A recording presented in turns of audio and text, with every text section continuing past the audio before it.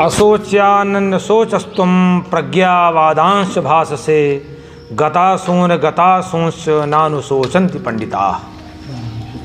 भगवान ने अर्जुन से कहा कि भैया तुम जो है वाणी तो ऐसी बोलते हो, वेशभूषा तो इतनी अच्छी बनाए हो तुम वाणी के कि जैसे तो बहुत ही प्रज्ञावान हो तुम, बहुत प्रज्ञावान हो, लेकिन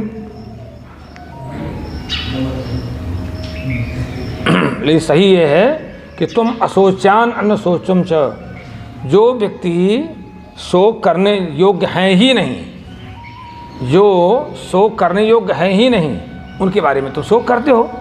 अरे जो आतताई लोग हैं, जो अन्यायी लोग हैं, जो राष्ट्र के साक्षात कलंक बने हुए हैं, उनकी तुम चर्चा करते हो, उनके बारे में कहते हो मुझे बड़ी चिंता है, मैं इनको कैसे मारूंगा, क्या करूंगा। तो कहते हैं जो सोचने योग्य नहीं है उनके लिए तुम सोच करते हो, और प्रज्ञावान भाष्य से और बुद्धिमानों जैसे बात करते हो, प्रज्ञावान जैसे बात करते हो। अरे भाई गतासून च अगतासूनी, जिनके प्राण चले गए हैं उनके लिए और जिनके नहीं गए हैं उनके लिए भी जो पंडित लोग माने विद्वान लोग हैं वो शोक नहीं करते हैं। सदसद विवेकनी बुद्धि यशसा पंडा, और पंडा अस्थितिसा पंडिता। पंडित किसे कहते हैं? जो सही क्या है, जो गलत क्या है, सही क्या है, सत्य क्या है, असत्य क्या है, उसमें जिसकी विवेकपूर्ण बुद्धि हो। कोई जाति नहीं होती पंडित की, इसलिए मैं तुरंत नाराज होता हूँ जहाँ कोई कहते पंडित जात मूर्ख हो तुम। पंडित कोई जाति नहीं होती है, न कोई वर्ण होता है, पंडित एक विशेषता होती है। तो क्या कहा? जो विद्वान लोग होते हैं, जो विवेकी लोग होते हैं, तो जिनके प्राण नहीं गए हैं और जिनके प्राण चले गए हैं उनके बारे में भी सोच नहीं करते, वही व्यक्ति पंडित हैं, विवेकी लोग।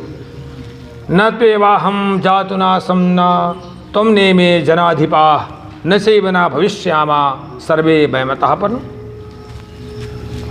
देखो ऐसा भी नहीं है कि कोई ऐसा काल रहा हो कि तुम ना रहे हो, और कोई काल ऐसा भी नहीं कि ये लोग नहीं थे।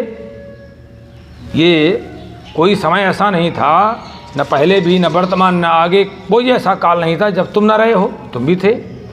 और कोई काल ऐसा नहीं था कि जो ये राजा लोग न रहे हों, और ऐसा भी नहीं कि आगे नहीं रहेंगे, आगे भी रहेंगे, आगे तुम भी रहोगे। तो देहिनोस्मिन् यथा देहे कौमारम यौवनम जरा तथा देहांतर प्राप्तिर्धीरस्तत्र न मुह्यते। भगवान कहते हैं जैसे शरीर में, जैसे जीवात्मा की शरीर में बालकपन, जवानी, वृद्धावस्था होती है ना, वैसे ही देहांतर प्राप्ति भी होती है। उसी तरह से इस जीवात्मा की देहांतर प्राप्ति भी होती है, दूसरे शरीर में चला भी जाता है वो। जैसे इसमें परिवर्तन आता रहता है शरीर में रहने पर, ठीक उसी तरह से इसके बाद में देहांतर प्राप्ति भी हो जाती है।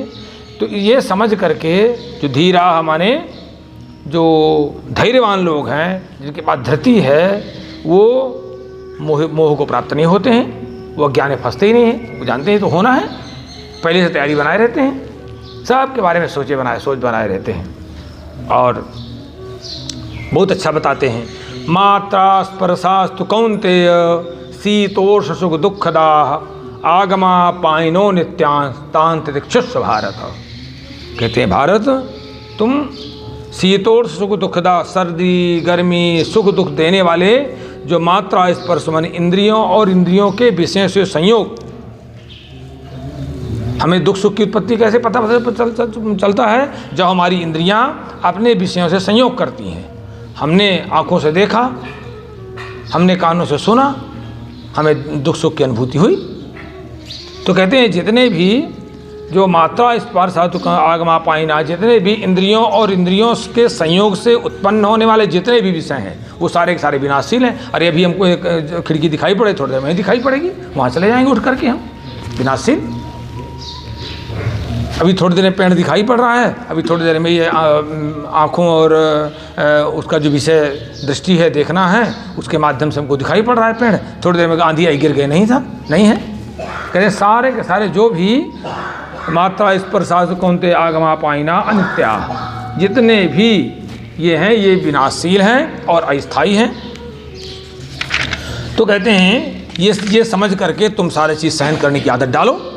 सहनताम तितिक्षस्व भारत, उनको सहन करना सीखो।